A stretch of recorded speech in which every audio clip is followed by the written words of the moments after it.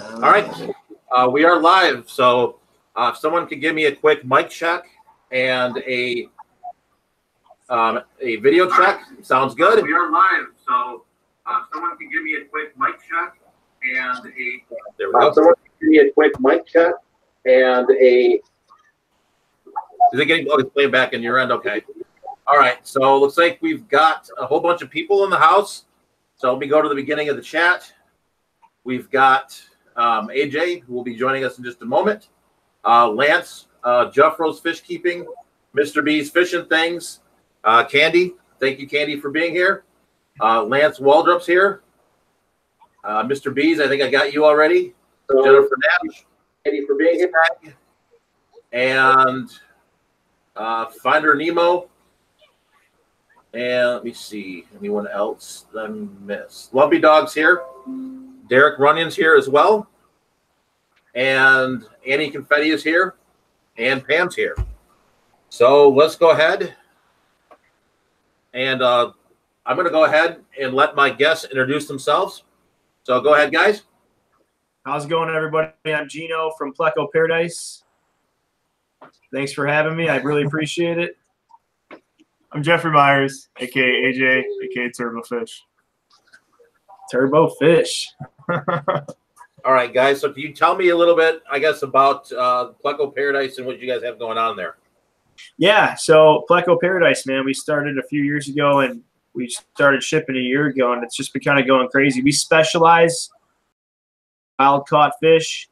A lot of Plecos, obviously. Plecos are my personal favorite. I can't get enough of them, so that's why I named the company after Plecos. But we sell everything, really. Cichlids, like we sell a lot of angelfish and sebrums. We sell a lot of oddball fish, like bashirs and arowanas, some weird catfish, corridoras. We have some axolotls right now. We just started selling some fish food. So we're kind of dipping our hands into a little bit of everything, you know, taking it a little bit slowly but surely we're getting there. We're going to start offering a lot of different stuff. But yeah, mostly South American wild-caught fish. We order from Peru a lot, Colombia, and Brazil. And just recently, a few months ago, we started ordering from Indonesia as well. So we have access to a lot of different stuff.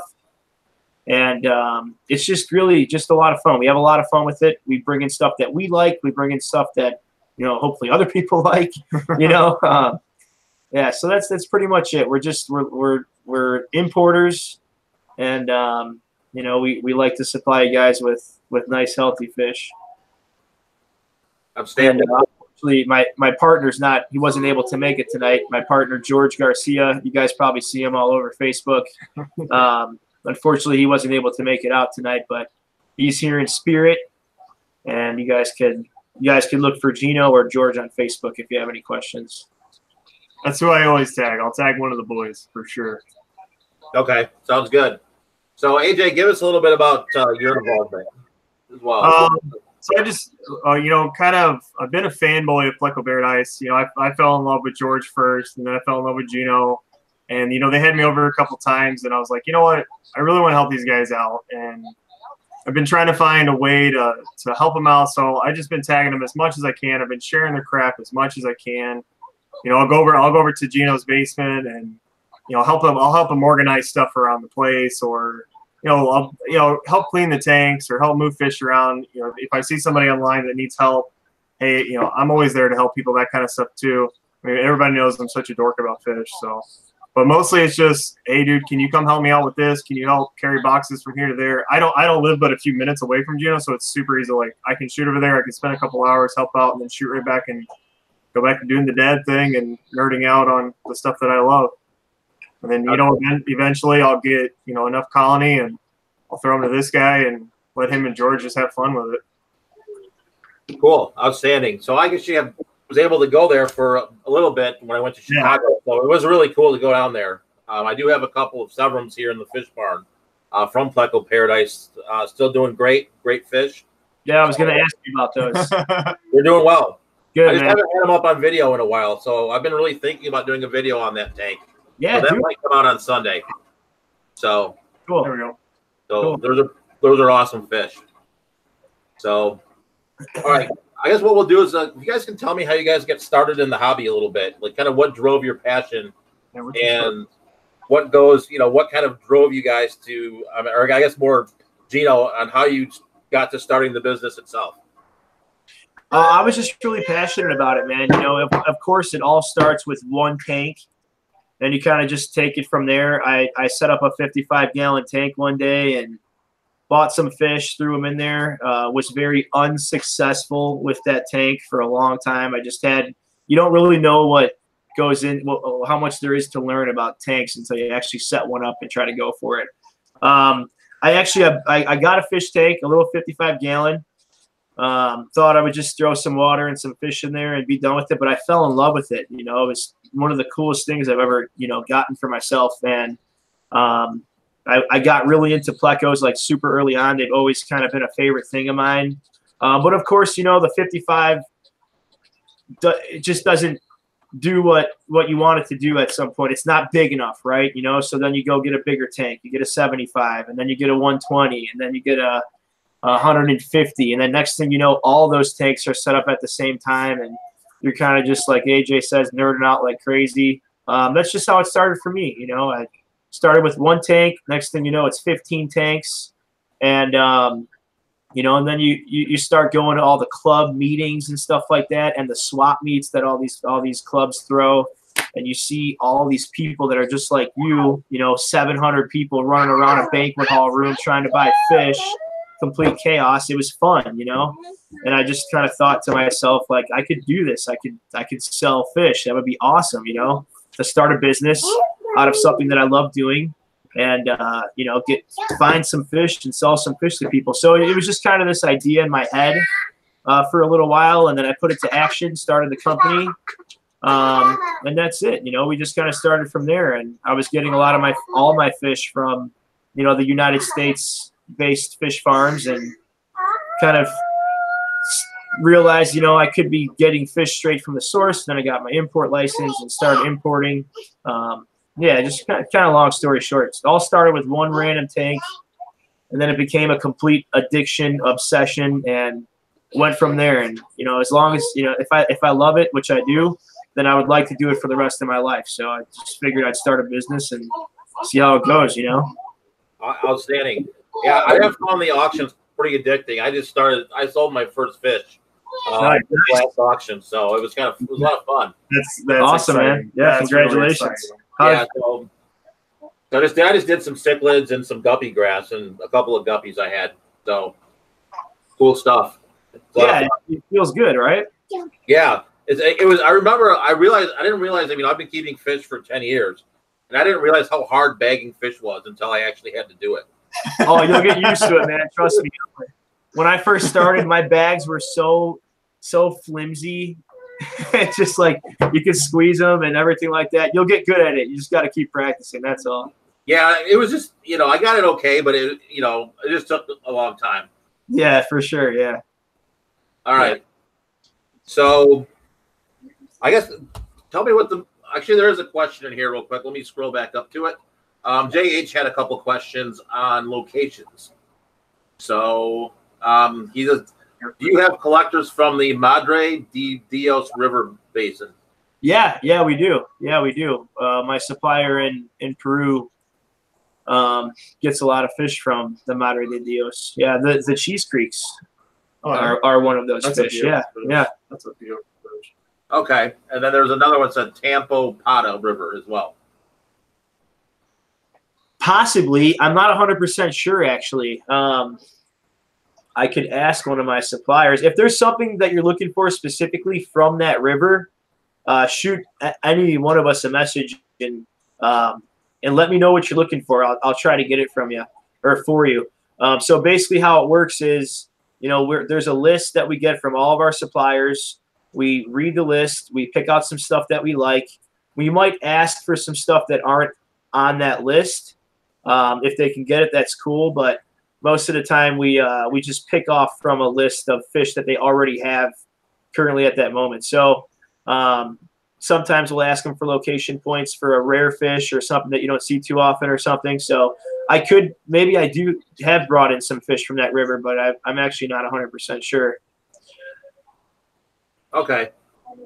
All right. So then, I guess, what are you guys getting from Indonesia? Because I remember listening to your interview with Randy Reed from the Aquarius Podcast. Yeah.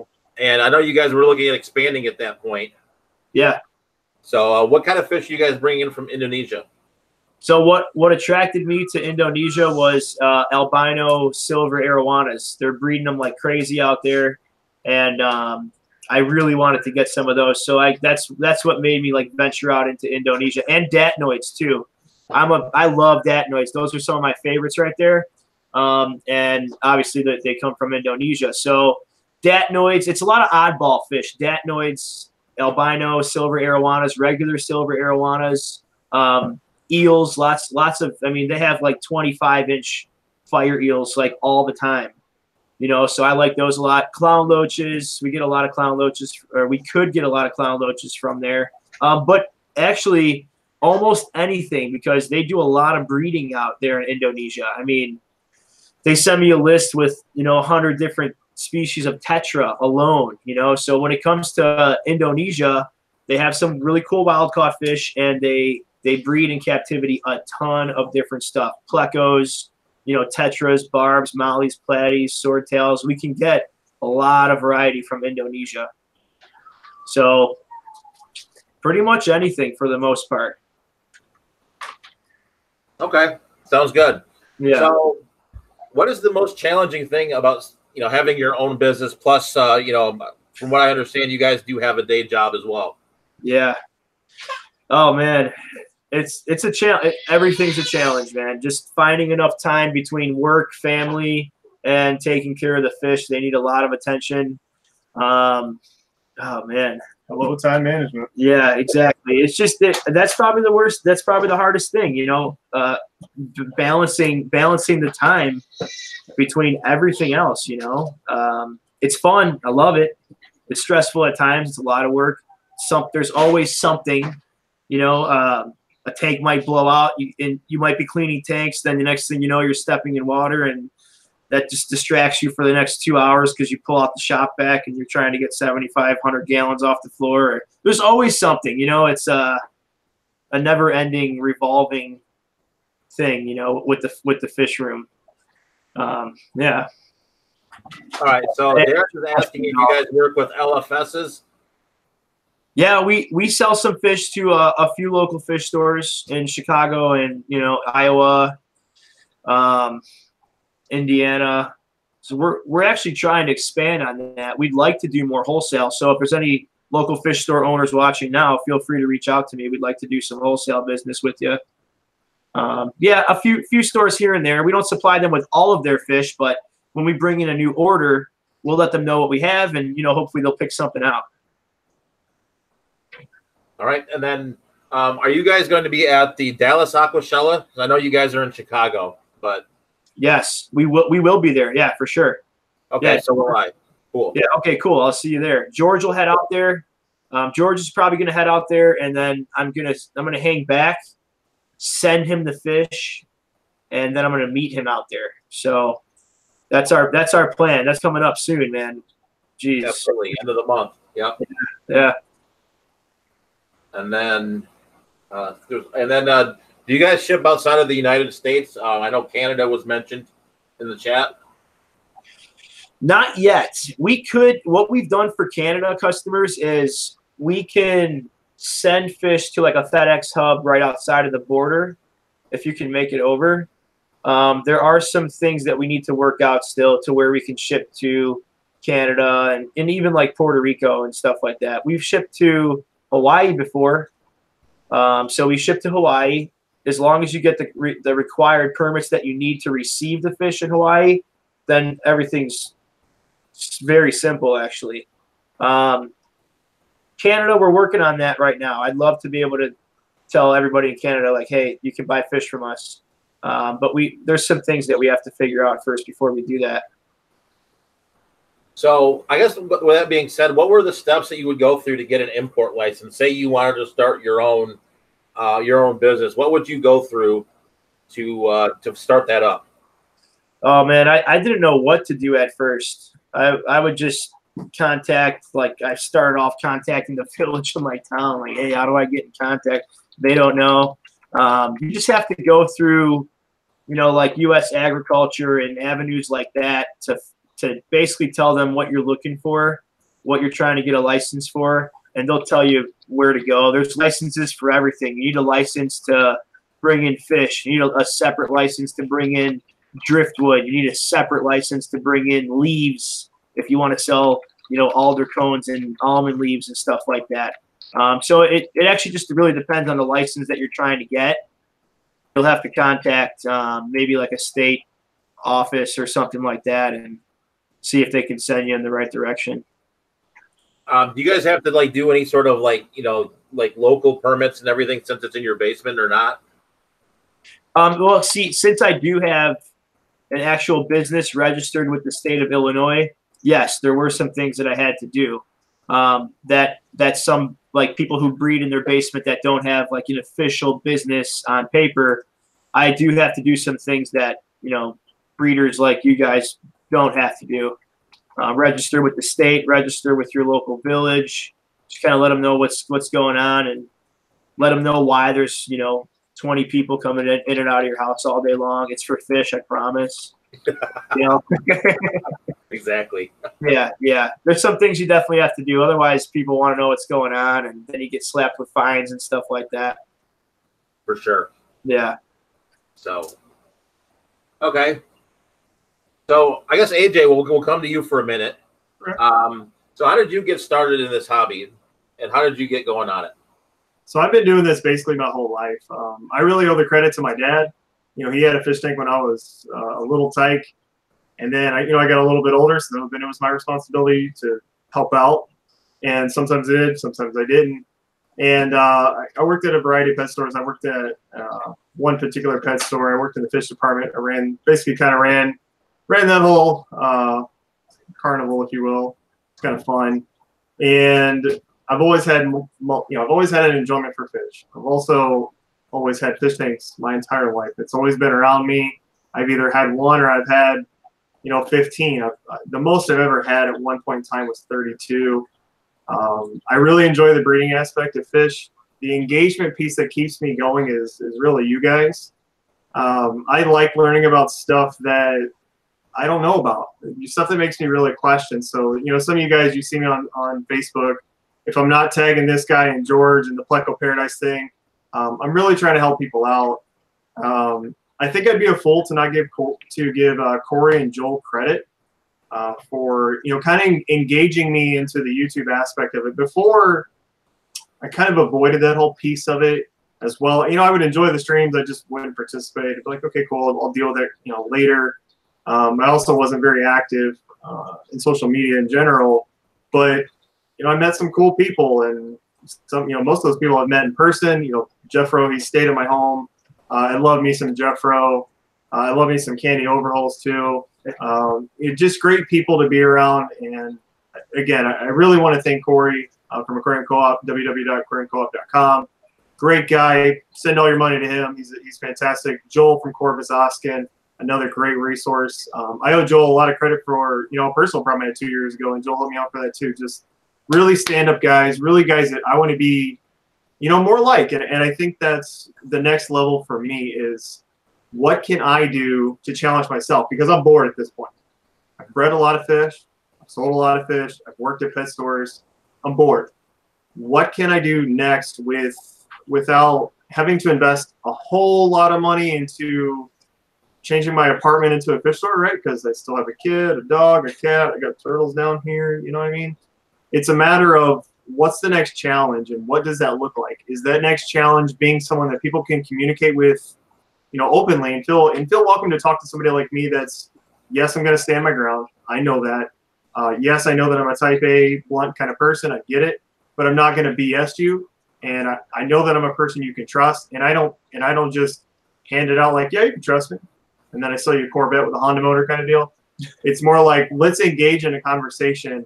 And if you disagree with me, show me the facts. Like, show me where you're coming from so I can understand it. It's not you versus me. It's teach me. Teach me what you know, and I want to learn from you. And if I've got some fish around here that you're interested in, yeah, I'll sell them to you. I'm not out here trying to fund my retirement. I'm not trying to build a business behind this guy's back. You know, I'm really just buying more guppies because I'm a dork. It's just what I do. I want to find some cool stuff to breed. He and I kind of talking the other day about, what can we breed around that we already have now? Like, what can we breed, and how long before we can breed things that that are down in the basement now? That what's that going to look like for us? And is that something that makes sense? Because at the end of the day, Gino's running a business. I'm not. I'm having fun. I'm helping this guy, try to reach out to customers and get customers in touch with this guy or George. That's kind of where I'm at with that. But in my personal time, I really just enjoy helping you guys out. I really appreciate everybody that does reach out to me. Whether you know me or not, you can always reach out to me, AJ Myers. I'm not hidden anywhere. You can see me in a lot of Facebook groups. I'm usually the dork that's like, okay, I might know a little bit about this, but let's also make sure I know what I'm talking about. So Google what I'm saying, stuff like algae, right? Or, if I don't know something, I'm going to give you a link to Aquarium Co-op or say, hey, why don't you go to YouTube, check out Aquarium Co-op. They probably have something down. Jimmy's probably done a fantastic video. Corey's done a lot better job than I ever would about talking about that particular thing. And, yeah, so to me, it's just, what's the next thing? What's the next level? What's the next challenge? Because I'm ready. I'm ready for it. I think that's what happens is you get sick of what you're doing. And I got there with saltwater, so I can completely understand where I think, like, I still really can't buy many saltwater fish because I just go there and it's the same thing over and over again. So, yeah. So freshwater became like my next challenge. So, all right. So I guess what advice, going back to Gino, would you have for someone who's just getting into plecos? Just getting into plecos? What's some good advice? Well, make sure you buy a healthy pleco because a lot of them come in, they're bottom feeders, so they can be carrying some pretty nasty stuff. So I'd say, when you get some plecos, make sure they're healthy. Make sure they have a nice fat belly, looks like a little pillow.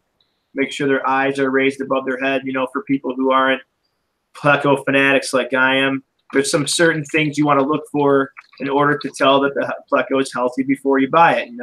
Online it's a little difficult to do, but in person you can look for some telltale signs that the fish is healthy. So nice big fat belly, nice eyes raised above the head. But advice, make sure you have some driftwood. They definitely need some driftwood in the tank when you sell it. Yeah, and we do sell driftwood too. So you can contact me for Malaysian wood, Mopani wood, Manzanita wood, whatever. But they're not like super difficult to take care of or anything like that. They like flow. They come from fast flowing rivers, most of them. So, just make sure you have the right tank for them. I guess they like well-established tanks as well. They don't like brand new tanks. Some fish can handle a brand new tank, but plecos would much rather be in a nice tank. What's the first med you run through a pleco? When my fish first come in, just to answer Mr. B's question, when the fish report, I let them hang out for about a week. I like to see how they do fresh out of the bag, fresh in the tanks, because through all that stress and whatnot, they can end up catching something externally, a bacterial infection, an external parasite like ick or velvet or something like that. So after a whole week of them, not catching anything like that, then I'll start to hit them with some dewormers. And I'll use something light, that everybody can get, like metronidazole or praziquantel or Prazipro. I'll hit them with something light, see how they handle it.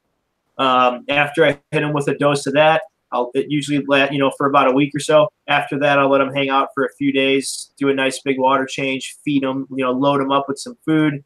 And then I'll hit them with something a little bit stronger like levamisole hydrochloride or fenbendazole, because not every medication will take care of everything. Metronidazole only takes care of a certain amount of things. Levamisole only takes care of a certain amount of things.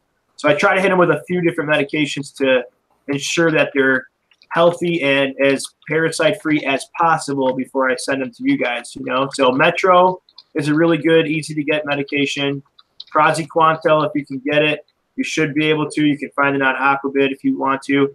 Levamisole, fenbendazole, flubendazole. Those are all medications that we use a lot. And as for like external conditions, like an external fungal condition or maybe some external parasitic infections, you can use methylene blue, acroflavin, malachite green, copper. Some people are scared to use copper. I'm not. If the fish are healthy, nothing's going to happen to them, you know. Right. Yeah, we use a lot of different medications, and whatever we see fit at the time is what we'll use. Okay. Sounds good. Yeah. So I think this question might be for AJ. Lumpy Dog, has ever been to Gingerman in South Haven, Michigan? Oh, that's Gingerman. That's a raceway. That's Gingerman Raceway. Yeah, I've only spectated there. I haven't raced at that track. They want too much money.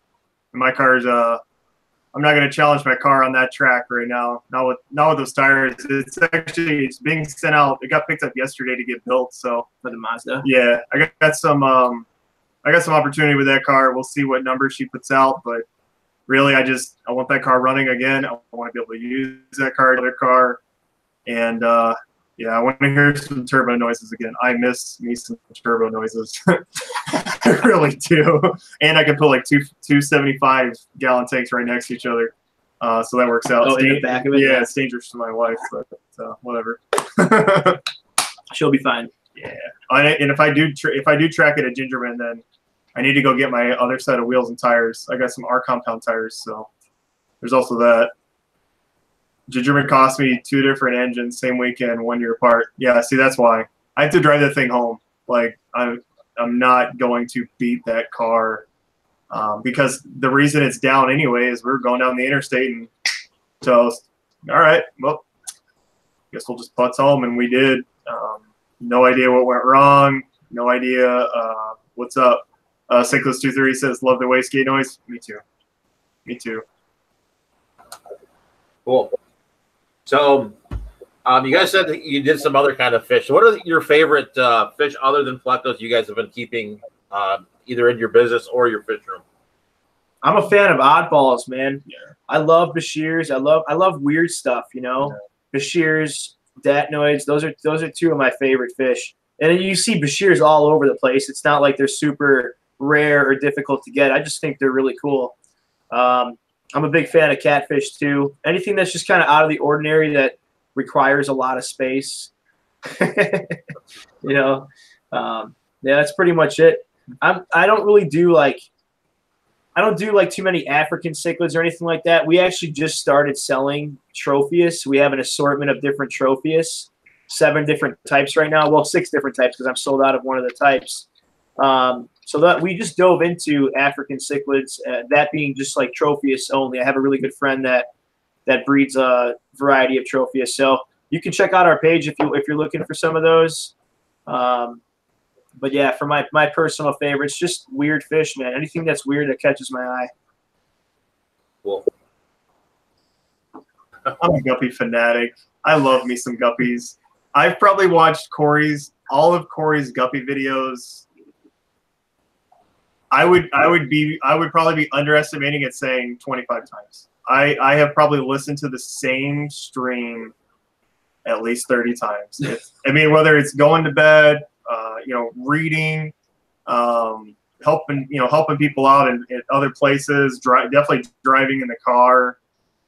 Shout out to Randy Reed, the Aquarius podcast. Randy Reed is the man. Randy is so easy to listen to. That dude is the man. That's another guy. He's on my bucket list. Him and Dean, I haven't met him in person yet. I want to meet those 2 guys. I want to thank him in person. Be like, look, thank you so very much for like everything you're doing for the hobby. All the people you're engaging. You're engaging so many more people than we ever thought we would.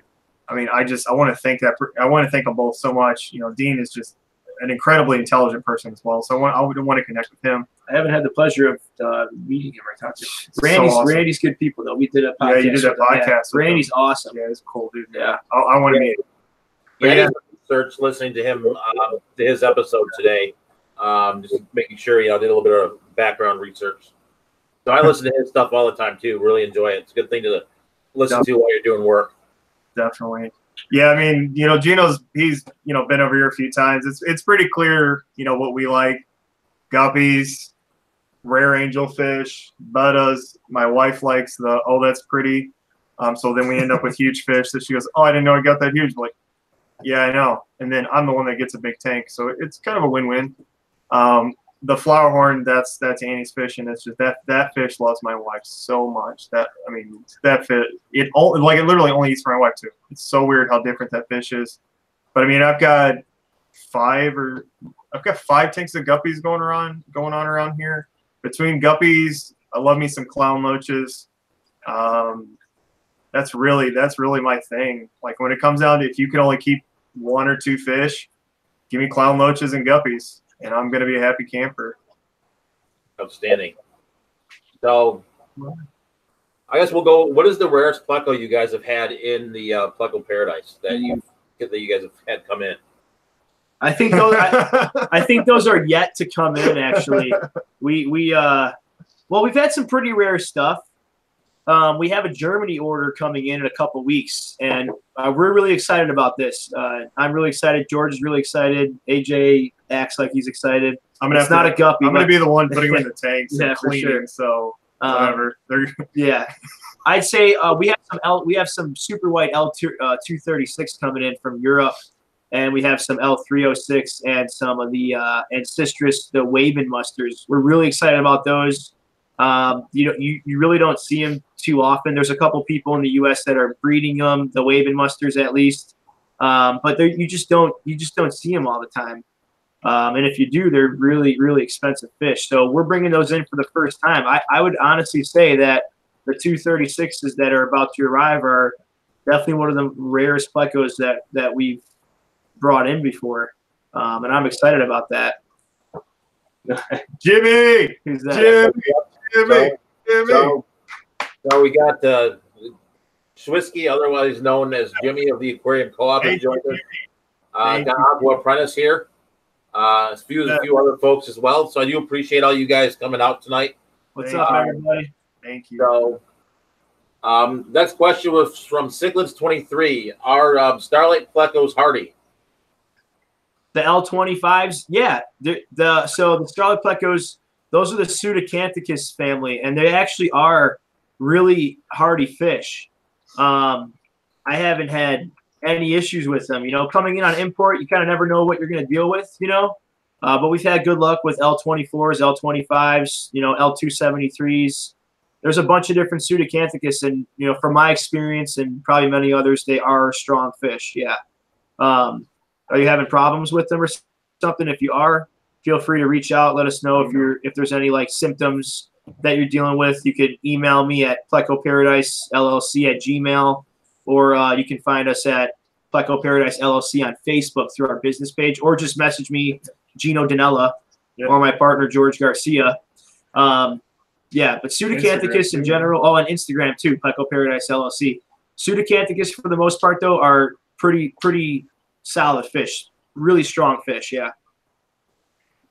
All right. The next question is from Tirzo Ringifo. Why don't you guys breed Midas? I favor Midas. I'm waiting for you to bring me the male and female pair, Tirzo.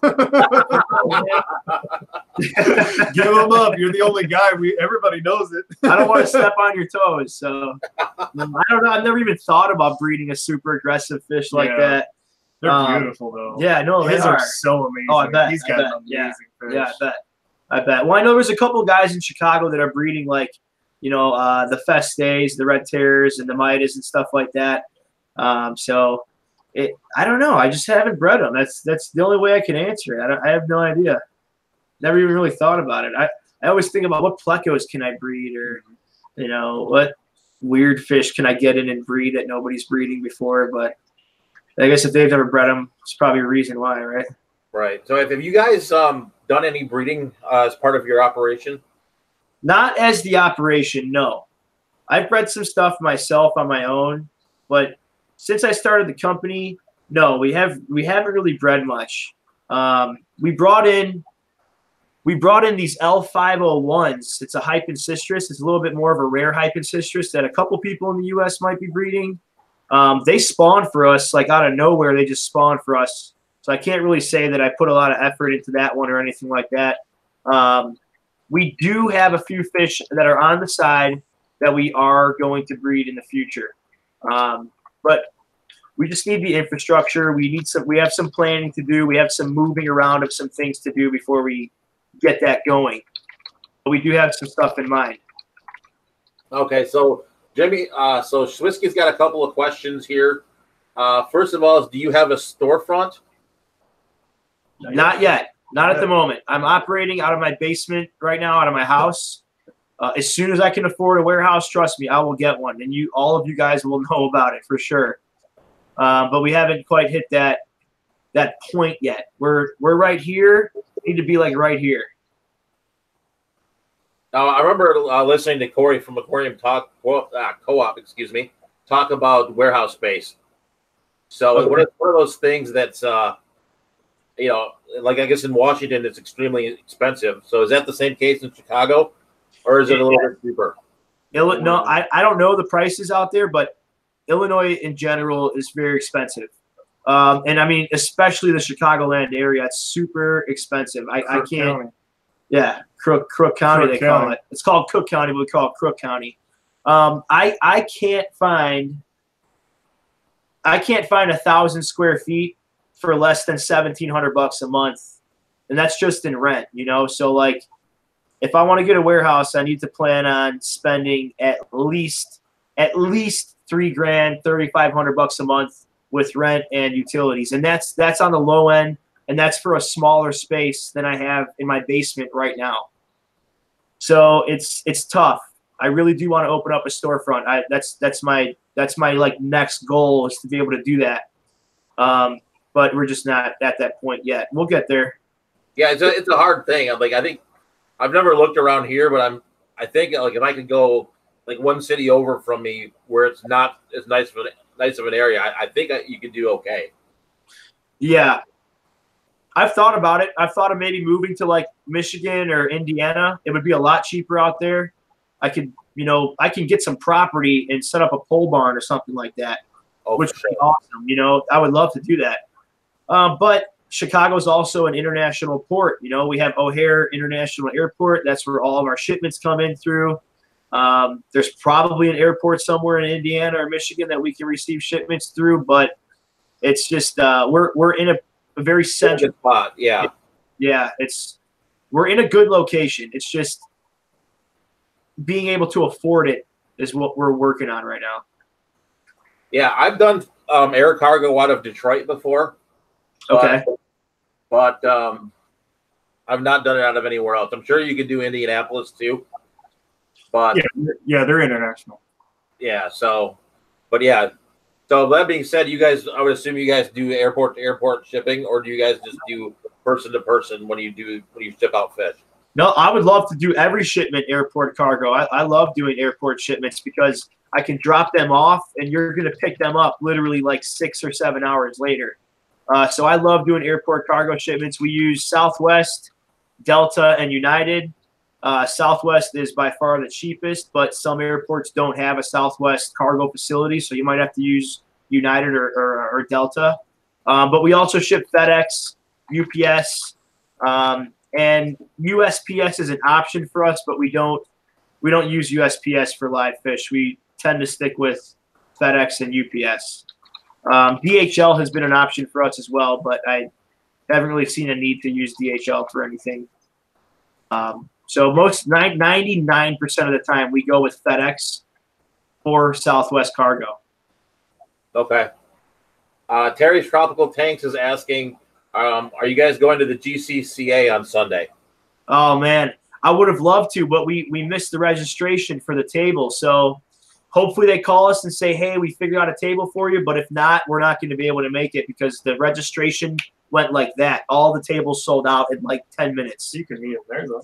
I could meet you there. I'm 15 minutes away from GCCA too. So if you do end up going to the swap, you are more than welcome to come stop by the fish room and take a look around, hang out, whatever. I could also meet you at the GCCA event with whatever you want from our stock list. That's totally fine with me. All right. Next question is your thoughts on fish bidding. Like auctioning fish? Yeah, I'm cool with it. We always have fish on like Aquabid and stuff like that. We usually include a buy it now price.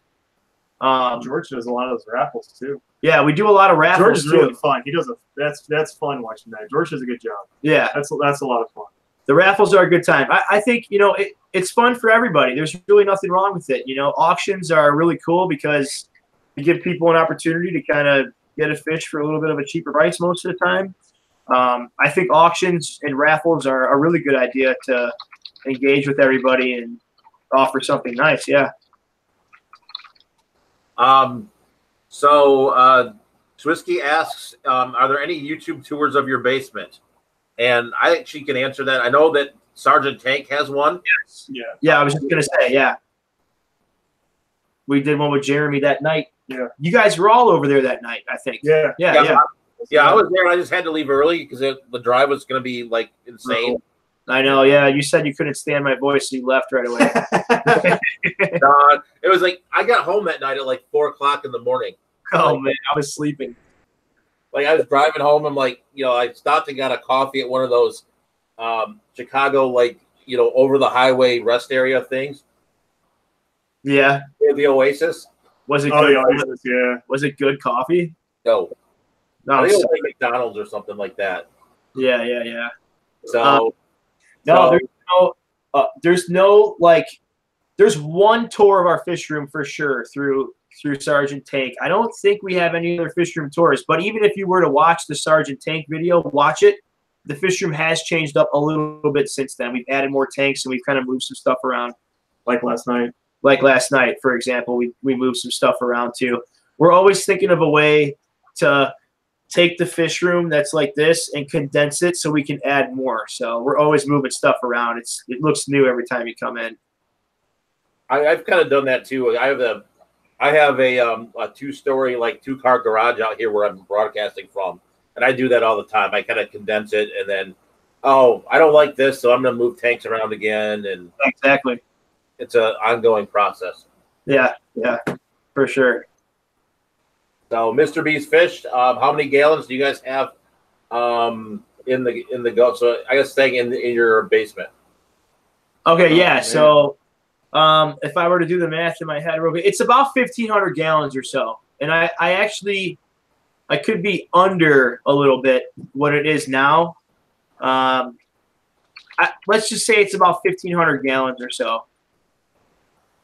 I'd like it to be 100,000 gallons, but that's something the future holds for us. All right. So thank you, Candy, for posting up the Pleco Paradise video from Sergeant Tank. So Melvin from Legacy Aquatics is here. Welcome. So Mel. Here's a lot you guys to put a pond in the basement. Yeah, there's a pond down there. It is. We do. Yeah, there's we a pond. So I have a 600-gallon tub that it's too big to fit in through my basement door, so that's still outside. Nothing in it, of course, because it's like 10 degrees out here. But yeah, we have this. It's just a 300-gallon trough, if you will. That's where we keep our big 18-inch blue eye Panox. Those are in a 300-gallon tub in the basement. Yeah, it's kind of like a pond. I have a big giant pond canister going on it. It's covered with a tarp. It's pretty awesome. Yeah, it is awesome. Were those blue eye Panox the ones that you had in Aquashella in Chicago that were in the tub with the stingrays and everything? I had a different Pleco at Aquashella. We had some blue eye Panox at the time, but we didn't bring them with us. We brought the 418, which it kind of answers your question from before too. The 418 is a really rare type of royal species from Peru.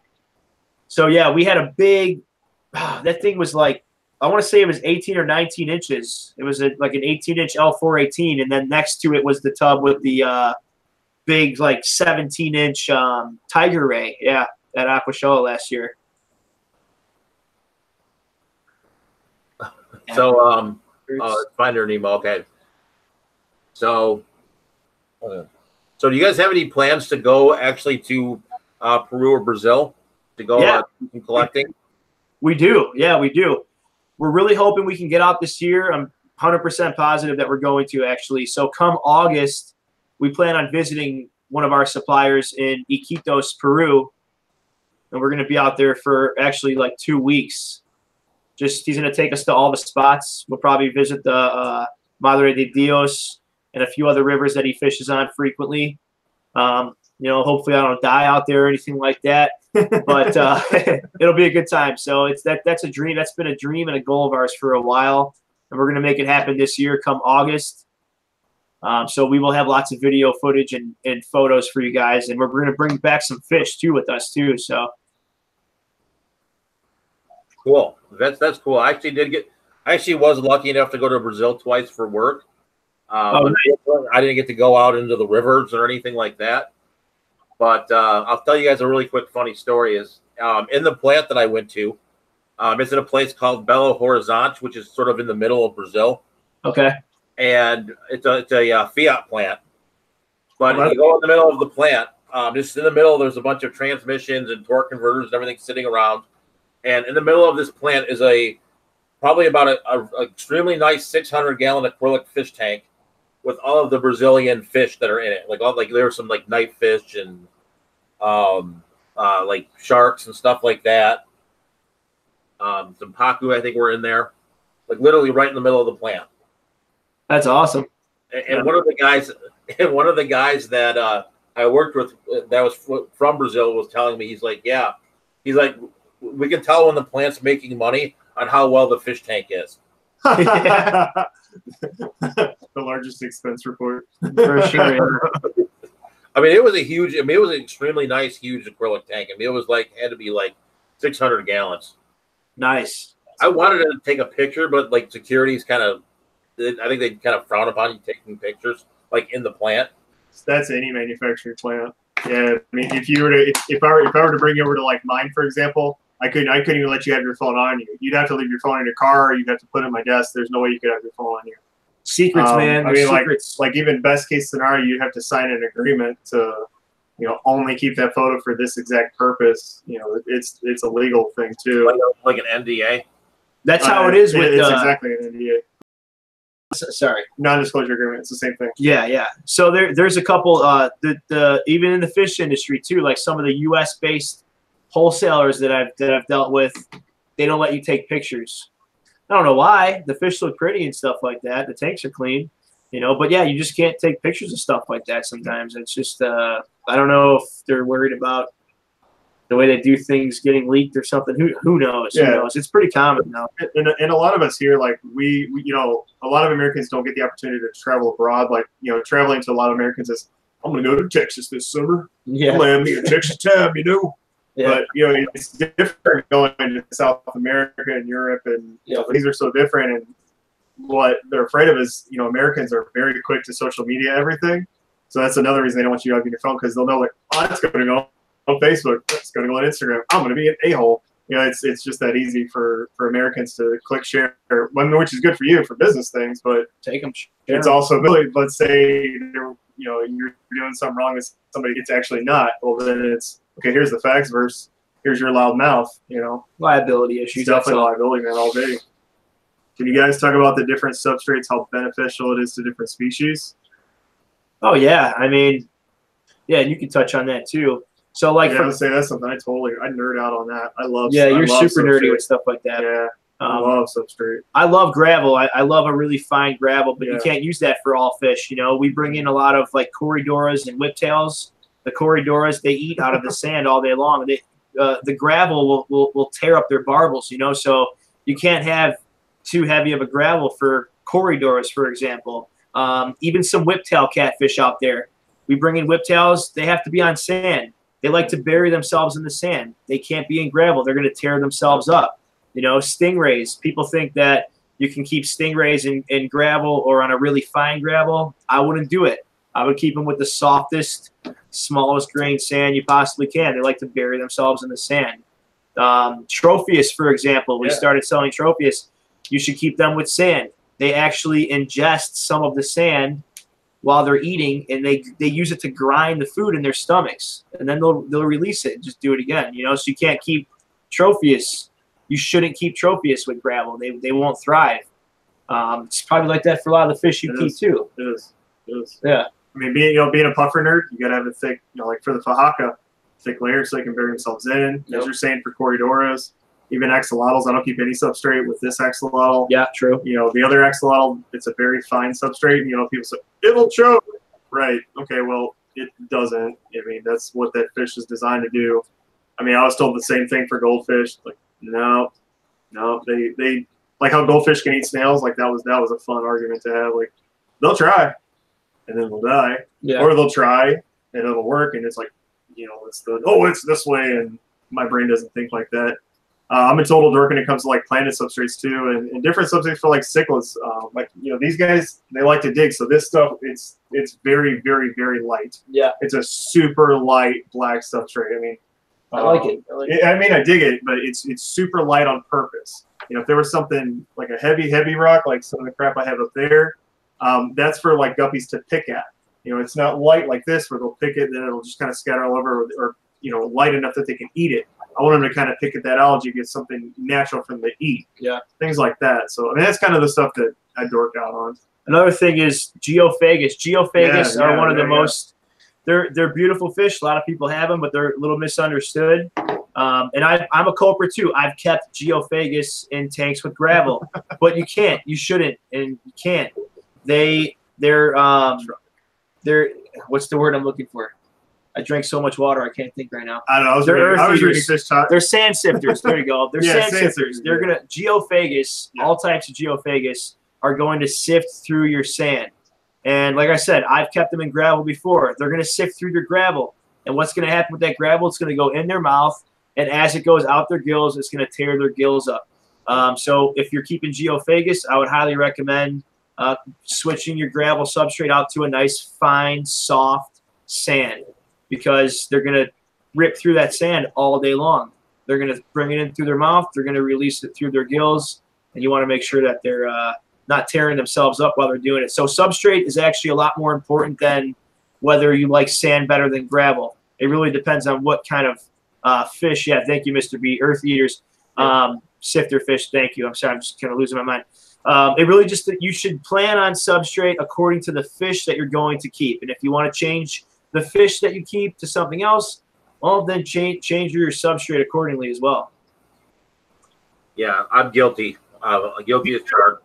Me too. Yeah, see, like this is what I use right here, and this is like I give the camera. I can't do it. Camera doesn't work right, but I have like the Home Depot gravel. Like I have like 3,000 pounds of it in here. But yeah, I'll have to get some sand for one of my fish. We saw that river rock they had. What was that Menards yesterday? Yeah, Menards. Was that yesterday? Yeah, that was yesterday. It was nice. Yeah, it looked good. It was like $3 for 50 pounds. Yeah, that's what I buy. It's Home Depot. It's on. It's Quick Creek brand is who makes it.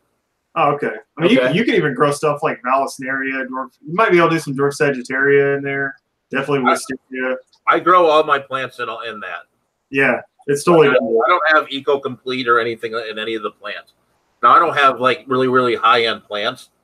Gotcha. But all my plants have grown with it. Yeah, I've got Eco Complete here. I've got Eco Complete mixed with stratum there. Eco Complete mixed with stratum there. Back there is some stuff I got from him. It's got nothing to it, but I put root tabs in there. There's probably like 18 root tabs in that 125? Tank. Yeah, that's probably like 18. It's the whole pack. So the whole pack is 20. And then my mud guppy situation, that's root tabs and river rock, and it's a type of bell. I think it's called something CON. I know it starts CON. Conito. I don't know. I'm not gonna run my mouth about it. I don't know exactly what it is, but it's a broadleaf. It's a broadleaf jungle bell, and it propagates real easy too. Super easy. All right. Tirzo's asking. We'll throw this question to all three of us. Pukani, Tonga, and what other mineral rocks are there to use in freshwater? So I'll let you guys go ahead first, and then I'll go ahead and I'll go last. That's all you, Ben. We were talking about the mineral rocks the other day. Yeah, that release the minerals. Yeah, I don't know. I'm not sure. So for Turzo, it kind of depends on what your intended purpose is. For me, I only use the mineral rocks for shrimp. So I mean, my knowledge is about tiny things that require those kinds of minerals. if you're after mineral rocks for a specific fish, you know, let's say you're concerned with like renal disease or liver disease, or you're pulling in an African from a really, really, really high mineral rich. I mean, to me, so part of me thinks that's a marketing game. I do. So part of me thinks that it's a joke and that you can get away with it with like a salt, you know, for example. Yeah. I mean, there's got to be something like from Fritz, like they're throwing out, different salts now. So to me, I think some of it's marketing and saying your fish need this or they're going to die. And, but at the same time, I think there's also a fair argument for having those extra minerals. You take like a reef tank, for example, it's got to have magnesium, it's got to have the extra potassium, it's got to have da-da-da-da-da-da. But in the freshwater world, I mean, I haven't kept any fish that I would say I absolutely have to have the extra minerals for. And I think it's just because we're lucky to have Chicago tap water. It's extremely hard. Well, my water out of the tap right now, BSing you not, is 240 ppm on the GHK scale. And I use the API master test kit. It's 240 right out of the tap. It's crazy. But like for guppies and snails, yeah, I was gonna say we were talking about that. I bumped that up. I mean, I throw in wonder shells to the point where I'm at 400 and 500. Yeah, and it's because I'm worried about the shells, and I've got a lot of females that are throwing out a lot of babies, and I want to make sure that my fish are good. But at the same time, exactly, Mr. B. Exactly what Mr. B's saying. I'm not gonna fight my water either. I'm not gonna go around trying to mess with stuff because I think it needs it. When that fish was probably raised in a warehouse, in Elgin or in Springfield, Illinois, like I'm not that worried about it. Yeah. I mean, unless, like say there's a wild caught fish, and that could be from anywhere. It could be wild caught in Florida where it's mineral rich. It could be wild caught somewhere in South America where it's mineral rich. Say it's a coastal fish from Africa. I'm not a huge dork on African cichlids because that whole community just turns me away from fish because I don't know, it's boring to me. There might even be fish in say like a Middle Eastern kind of area too, like the Red Sea. I mean, that's a really mineral rich waterway. I don't know. I guess we'd have to nerd out on it, Teresa. You got me on the Facebooks. I mean, we can nerd out about it anytime. I mean, but Mike, if you're aware of it, Mike, run. So I'm going to jump in a little bit because I think he's referring to. I recognize those as like reef rocks. Right. So, yeah. For that magnesium, you think? Yeah. So what I use those rocks for is I have a whole bunch of. It's called Marco rock. Unfortunately, you can't get it anymore because it's. He went strictly wholesale.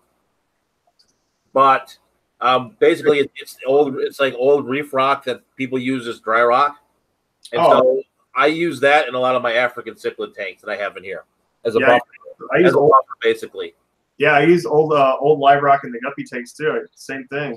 That's what I threw some of that. I threw some dead live rock in my Tropheus tanks. Yeah. Oh yeah. Yeah. Is that what he's talking? That's what he's talking about, right? Yeah. Basically same thing. Yeah, that's good thinking, Mike. Yeah. So I do that like in all these tanks. Like the tank behind me has some African. You won't be able to see them because they all hide in the plants and the rocks. But that all has old reef rock in it. Oh, that's the one with the algae on it, yeah. Yeah, both of them. Both of these tanks do. This one has Iliodon furcidans in it. But this one has some pair of Autopharynx tetrastigma and some Swedish hongai in here. And so these all have the reef rock in it that just sits there and kind of buffers the water. Nice. Okay. That's awesome. Cool. All right. So we've been going now for almost an hour. So how late can you guys want to go? I can go as long as you guys want. Let's go. Up to you, hey, man. Until we stop getting questions. Let's roll. All right. Let's do that. All right. All right. I'm down. So Lumpy Dog asks, when you get bored, search Vimeo for best lap of 2009 at Gingerman Raceway.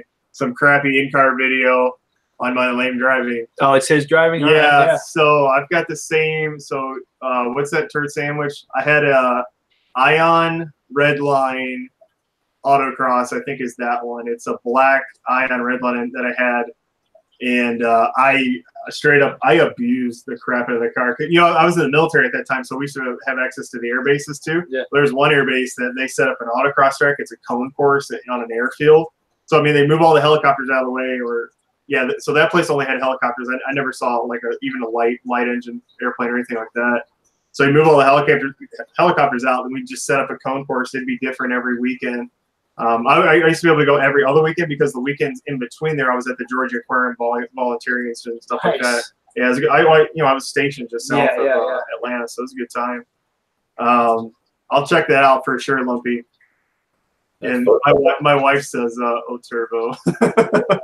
Oh, is that Andy? Come here. I'll hold you. Hey. Yeah, I had a little fascination for a while with like rally car racing, but I never pursued it other than like watching it on TV.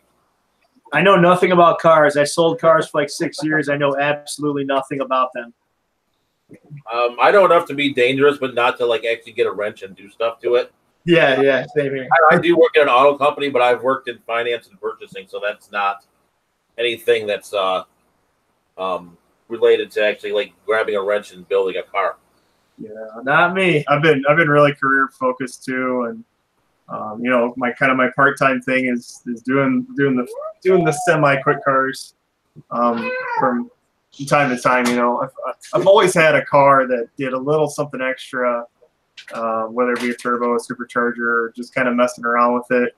I've had cars that I thought were fast until I got smoked, and I've had cars that people thought were slow and then I smoked them. But at the end of the day, I'm not going to say in public. Definitely keep it on the track. That's for sure. Keep it on the track. Keep it on the track. Keep it on the track. But be safe if you're on the interstate and somebody wants to play bumper chaser. That's always fun, especially when you got a turbo car and you can just spool up and throw black smoke out. Have a good day. Thank you, Candy. That's pretty fun. Yeah, the only car that I had that was a lot of fun like that was for a while they had deals on the Chrysler Crossfires that we can get through our company lease. There's a twin turbo one nearby. It's black. Yeah, and so and my wife's grandparents at the time lived down in Ohio, and it was like really hilly and curvy, like for all the roads. And so like I used to go take that car, go ripping around all the back roads and everything out in the country there. And I'd come back and the brakes would smell and all that kind of stuff. It was a lot of fun. Yeah, the Crossfire, it's actually an interesting vehicle too because the spoiler raises up as well, giving your speed. So that's that kind of little cool technology. Right? The little Chrysler coupe. Car. Yeah, there's a twin turbo one around here. I don't know. I don't remember the guy's name, but that thing's quick. Yeah, I mean it's quick. It doesn't look like it's quick, and then you see it go. I remember I was on the interstate. And he had to buzz me at 160, 170. Wow. I mean, he buzzed me. It's like I was. Don't get me wrong. I was doing what I was doing, but he buzzed me. It was beautiful. It was so beautiful, and I mean that was one of those like I'm glad I got to see your license plate. That was cool. Cool. So we'll throw up. So Terry's Tropical Tanks first car was a '74 Camaro. Second was a '71 GS. Third was a '72 GTO. There you go. There you go. I love me some big bodies. Nice. I love me some G body cars too. I've never had a car like that. Maybe I would have gotten the cars if I had something. My first car was a 1998 Chevy Venture minivan. Nice. I called it the Chevy Versace. Was that the Dustbuster one, or was that after that? Was it? What was it? What'd you say, Mike? Was it the Dustbuster Chevy minivan, or was it the one after? It was the Dustbuster one. That one. Ugliest van ever. I mean, it grows on you. You start to love it, but I got a lot of chicks in that van. Well, no, it's funny because that I remember having like to clean the window. Like you could like put your entire body on the front dash to clean the window. Inside of the windshield, yeah, it was yeah, for sure.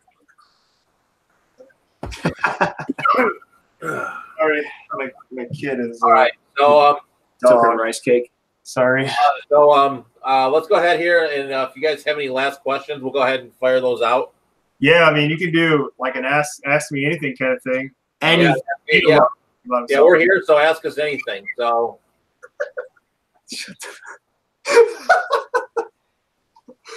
I scrapped a ton of G bodies. Wish I had them now. Yeah, so Mr. B, he's in New Zealand. They've got neat stuff. That's why I want to go down to Puerto Rico and look at cars again.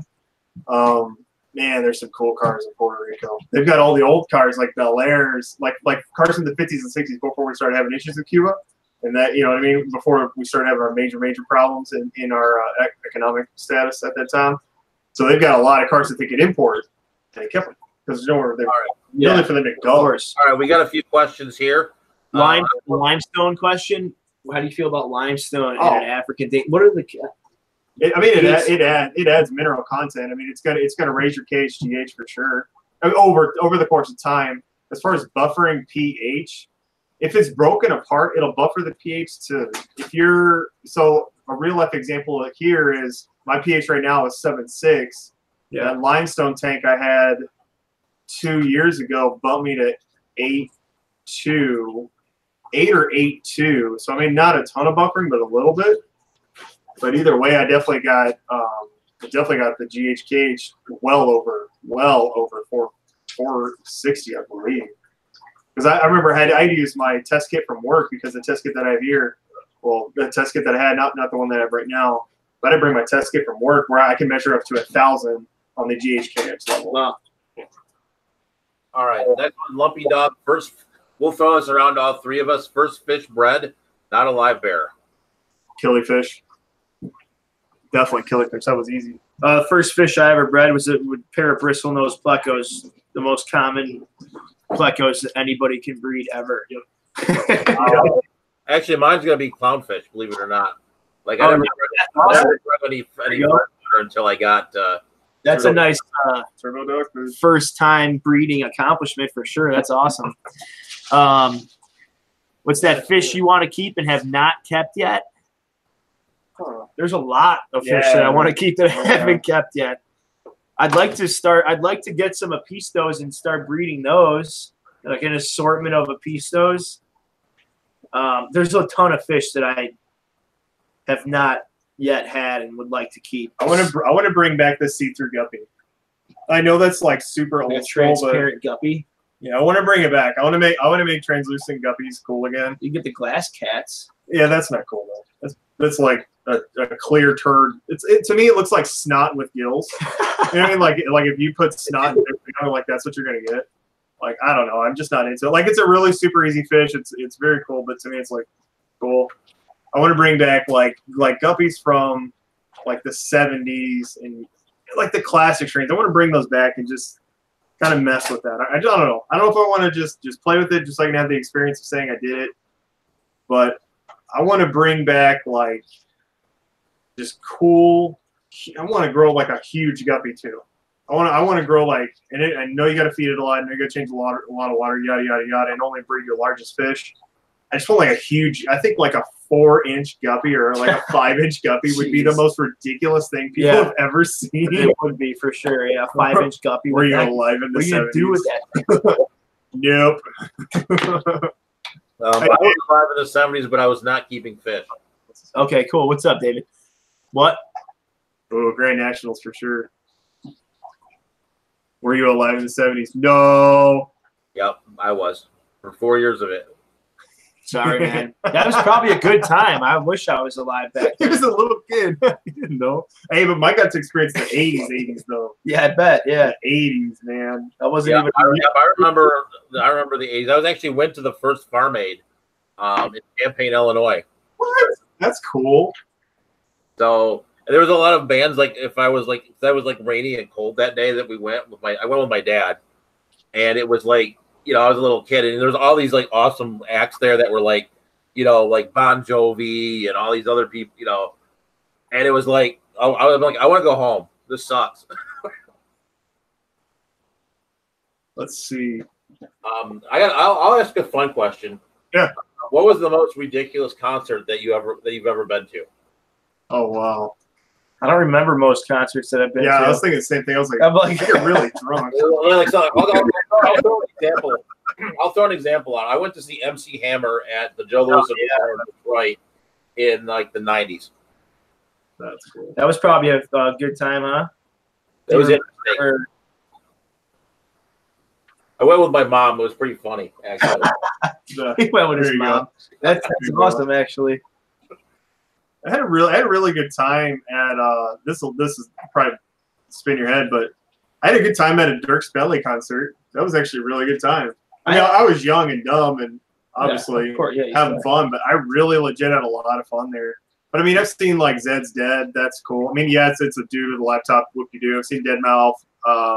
Dead Mouse. Whatever. That was who else? Dead Mouse. Skrillex. I've seen Skrillex. Yeah, I've got an ugly haircut. Oh, for sure. Yeah, good music, bad haircut. I yeah. don't know if that's just kind of like once you start making money, like you just start getting dumber. Do whatever you want. Yeah, I guess anything to stay on the radar at that point. I haven't been to like a million concerts or anything. Most of the concerts I've been to have been for like electronic music. I went to a Dave Matthews Band concert once. That was pretty chill. Very fragrant at the concert. It was a very fragrant show. Yeah. Lots of flowers. I've been to a lot of electronic music concerts. Hey, this guy can DJ, by the way. I could DJ. Yeah. I did used to DJ a lot. Yeah. It's been a few years, but I can spin some records. So if anybody wants to battle me on the decks, let me know. That's funny.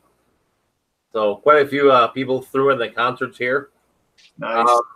Pearl Jam. Yeah. Worst concert ever. Wow. He mumbled one of the songs. He probably just forgot the lyrics or something. He's probably hammered.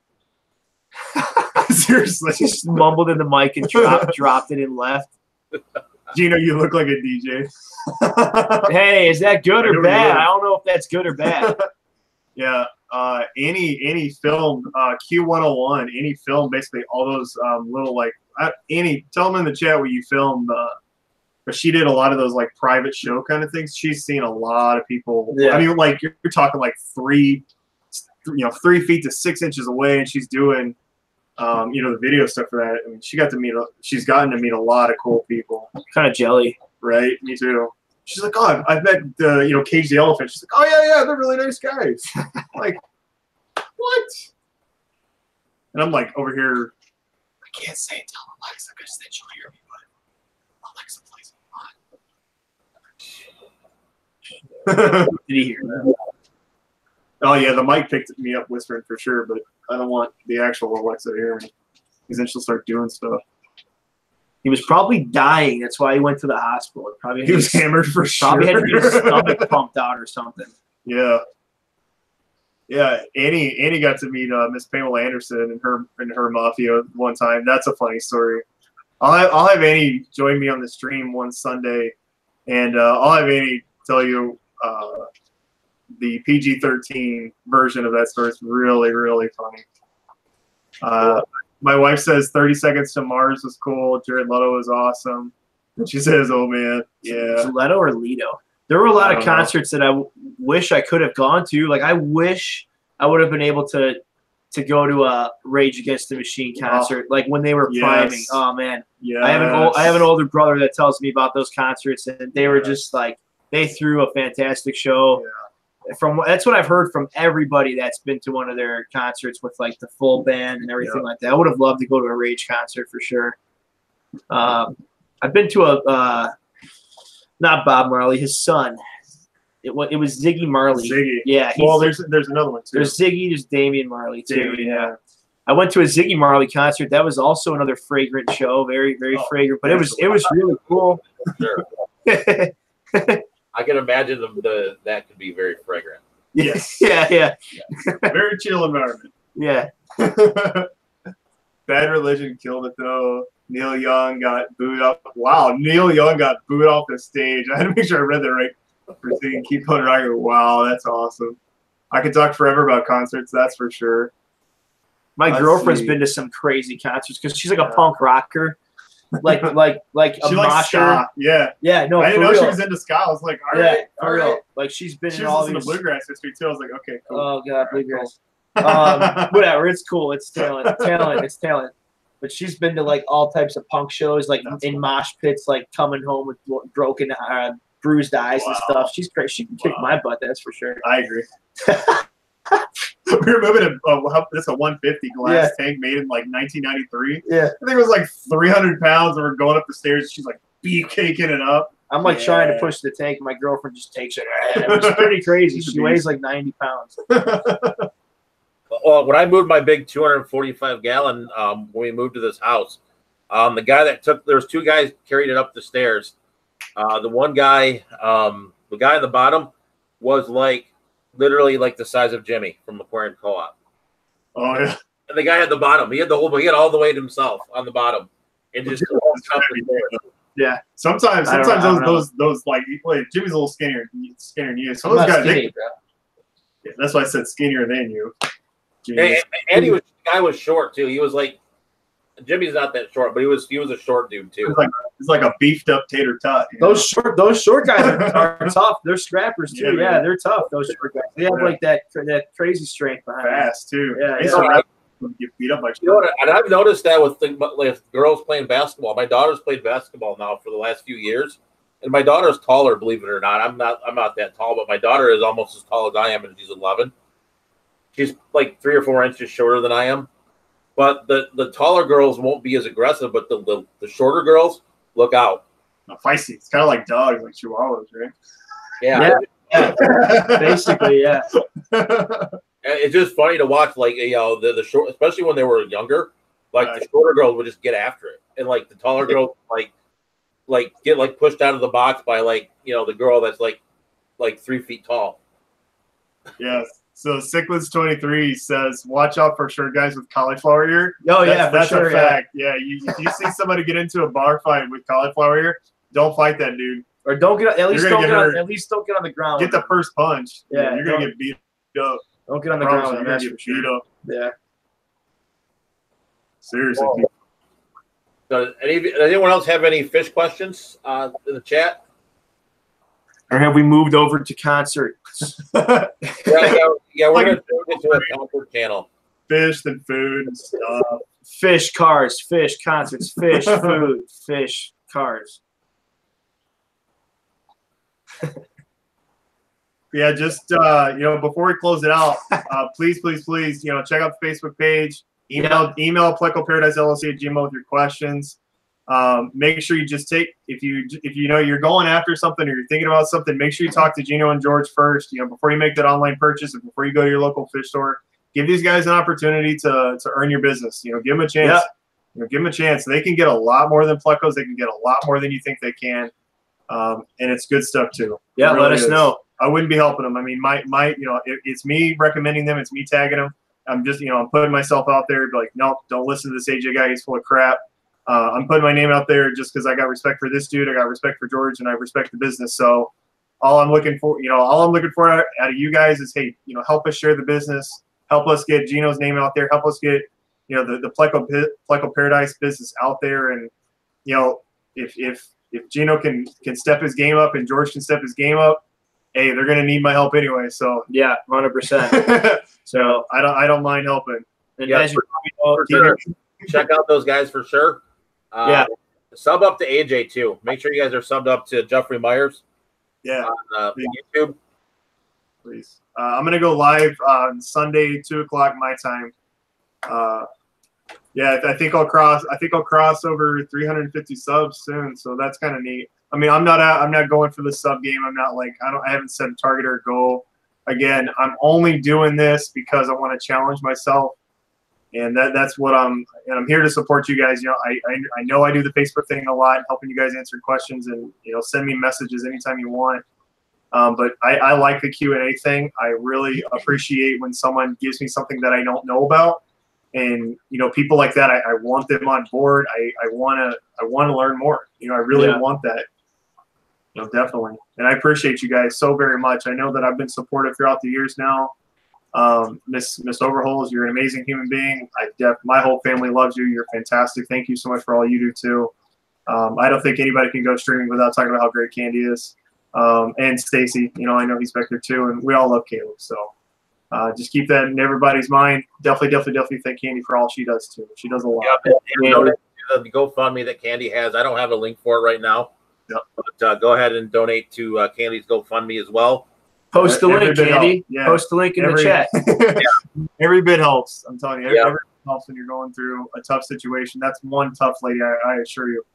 She is one tough chick, I assure you. So, if you want to reach out to us, like AJ mentioned, it's the company's Pleco Paradise LLC. You can type that into Instagram, you'll find it. You can type it in the search box on Facebook, you'll find it. If you want to send us an email, plecoparadisellc@gmail. If you send us a message on the Pleco Paradise business page on Facebook, our instant response message will give you my phone number and my partner George's phone number as well. You can call us, you can text us, email us, message us on Instagram, whatever you want to do. If we don't have something you're looking for in stock, we can most likely get it for you soon after, or within the near future. So feel free to reach out to us with special requests, and stay tuned because we will be doing a Pleco Paradise YouTube channel as well. We have a ton of new products all the time. We just started selling some fish foods. We carry Rapashi. We have some Akari products. I have a few different medications on hand. So let us know what you need. Let us know what you're looking for. Yeah, whatever you want. Contact us however you'd like. We're very responsive. We will take care of you guys. If you can't reach me or George, hit up AJ. He's with us. He's with us all the time. He lives 10 minutes away from me. He's become a good friend, and you could always reach out to him too. Whatever you want to do, we're here for you guys. Yeah, I know Pleco Pete. Yeah, Pleco Pete out of Detroit. Yeah, he's Pleco Pete, man. He's old school. He's had a handle on the Pleco world for a long time. He's a good guy. Him and his wife, Corey Cathy. Yeah, those Pleco Pete and Corey Cathy are super legit. That's funny. He's near me. I've never heard of him, but yeah, he's an old schooler, man. He's been probably doing this for like 40 years now. You know who we're talking about, right? Yeah. Importer, and he breeds a lot of stuff too. He breeds a lot of different fish. I know his wife has a really good hold on a bunch of different Cory cats. He breeds a bunch of different like random Plecos and probably other stuff that I don't even know about. I know the guy's got like I know he's got like at least 300 or 400 tanks in his facility that are just all like breeding tanks. It's pretty crazy. Haven't been there, but that's what I hear. I used to buy fish from him all the time. What's that? All right. So David Gilkison has a question on the best food to put some size on super red bristlenose. Okay, yeah. So like any Plecos, all Plecos are grazers. They'll actually munch and chomp throughout the whole day. So don't be afraid to throw a piece of cucumber in your tank and leave it in there overnight, because they'll eat the heck out of it overnight. But if you want to fatten them up a little bit, feed them some high protein meats, shrimps, clams, and mussels and stuff like that. I would stay away from like red meats and beef heart and stuff. I wouldn't, even though it's really fatty, I wouldn't feed that to them. I don't use beef heart at all, but you can use worms. You can use frozen meats like krill, mysis shrimp, and you could feed them like we sell Hikari carnivore pellets, the sinking carnivore pellets. Those are pretty decent food. Just feed the heck out of the fish all the time if you need them to fatten up. If they're looking a little skinny where you can kind of see like their rib cage, I would hit them with some medication. They could have picked up some type of parasite or something like that. If you want them to grow quickly, then feed the hell out of them and do a lot of water changes, man. Heavy filtration, lots of oxygen, lots of food, and lots of water changes. They'll grow quicker than you've ever seen them if you keep turning over that tank. You have any suggestions on that? Same. I agree. You know which club he's associated. Are you talking about Pleco Pete? What club Pleco Pete's associated? Yeah, I'm in Metro Detroit, and I just haven't heard of him. I was kind of curious. That's you. I'm like, who's that? I always see him at the GCCA swaps in Chicago. So I don't know what else he's a part of. I can ask him next time I see him and let you know. But I always see him at the GCCA swaps. I saw him I want to say I saw him in Ohio. He was at AE. Oh, he went to was he at OCA? Was it the catfish thing? Yeah, he had to have been at OCA. I think he was. I think he was at OCA. He was at OCA for sure. I could have sworn he was. I didn't see him at ALA. No? At least last year I didn't see him at ALA. No, he was at the ALA last year. I didn't see him. Yeah, we'll be there, David. But you mean for the business thing? No. Sorry, man. We mentioned earlier, if there's something you want, I can meet you at the GCCA swap. But as of right now, we don't have a table. We missed registration and we weren't quick enough. So if you want to come to the fish room, you can, or I can meet you at GCCA if you're looking for something that we have in stock. You know what we should do? We should rent a box truck and like sell tacos and fish out of a box truck. Yeah, for sure. Yeah. Well, food fish truck, Yeah. Food truck fish truck. That's a great idea. Yeah, right.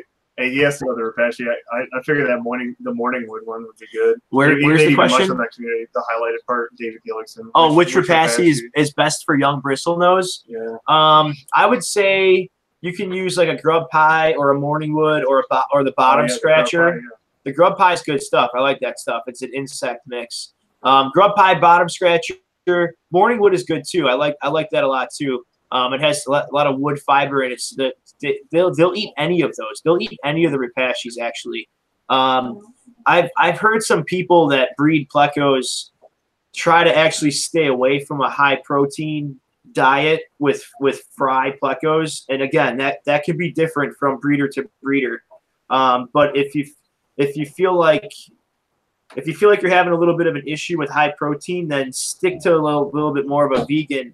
And if you feel like you're other way around too, if you feel like you're having a little bit of an issue with straight vegan diet for your fry plecos, then feed them something a little bit more meatier. I don't know what would determine which one works for you, but there's definitely some mixed reviews on that. But they are young and they do need some protein to grow. So I would say like a bottom scratcher and a grub pie for sure. Yeah, but remember, mix up the diet. Always mix it up. Rotate your food. Rotate your food. 100%. Rotate your food. I'm telling you, it will never do you wrong to mix up your food. Never feed the same food twice in one day. Skip feeding throughout the week. I skip feeding these guys at least once a week. Shout out to Jeremy at Sergeant Taking Pets. That's where I learned that little trick from. He's a much better person to resource that knowledge from. Love me some Jeremy, man. Love you, buddy. So yeah, I never feed the same food, even from day to day. I'll feed a different. I have so many different foods though. I'll feed one food this day, another food the next day. So yeah, the guys got a lot of different foods for sale to blow you away. I mean, just like a whole shelf of different food. I was like, wow, this is better than the actual local fish store. So much better. This is awesome. Cool, outstanding stuff. If you guys don't have any more questions, I think I'm gonna go ahead and wrap it up. I think it's getting kind of late. I know it's late for me. It's about 10:30 at night here, and I know it's getting later for you guys as well. Yep. So if you guys are good, we're gonna wrap it up. I want to thank Pleco Paradise and AJ for coming on. Really enjoyed it. So make sure we appreciate it. No problem. Make sure you guys check out their store. Check out AJ's YouTube channel. I'm the Fish Barn, so please check out my channel as well. That being said, we'll go ahead and wrap this up and had a lot of fun. And thank you guys all for coming out. Yeah. Thank you, Mike. Thanks for coming out, everybody. Thank you so much. Thank you, guys. Thank you very much. Thanks for having us, Mike. I appreciate it. If you guys have more questions, message either one of us. Thank you, Pam. We'll keep going. Thank you, Jimmy. Thank you, Candy. Thank you, Matt. Yeah. Thank you, Lance. Thank you, Lance. Thank you so much, buddy. Ditto on everything he just said. Thank you. Thank you, everybody. Candy, you've been awesome. You've been awesome posting those links the whole time. I really appreciate it. You guys are super cool. We'll see you next time. Thank you. All right. Yep. See you guys later.